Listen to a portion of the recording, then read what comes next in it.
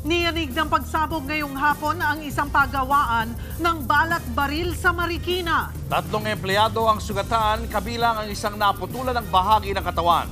Live mula sa Marikina, nasa frontline ang balitang yan si Ian Suyu. Ian, anong sitwasyon dyan sa mga sandali ito?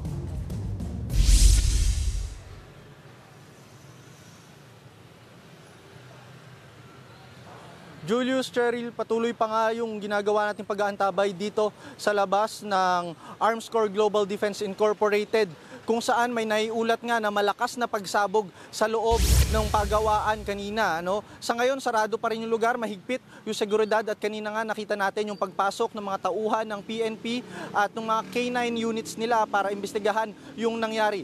Sa initial na ulat nga, pasado alas 2 ng hapon umano nang yanigin ng malakas na pagsabog ang loob nitong compound. Itong Armscor kasi ay pagawaan ng mga baril at bala kung saan nga dito rin kumukuha ng kagamitan ang Armed Forces of the Philippines. Ayon sa panayam natin sa hepe ng Mandaluyong PNP, sumabog raw ang primer sa loob ng pagawaan. Ang primer ay isang component na ginagamit raw sa pagbuo ng bala at medyo sensitibo nga rin daw ito.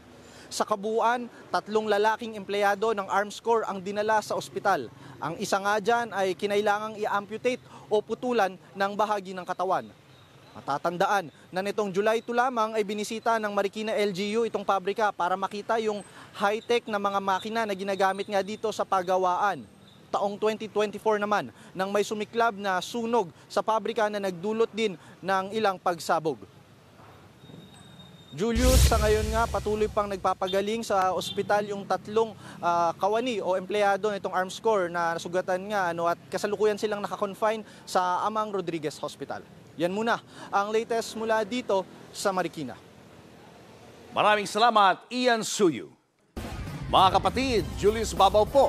Para sa komprehensibo at makabuluhang balitaan at talakayan, mag-follow at mag-subscribe na sa social media pages ng News 5.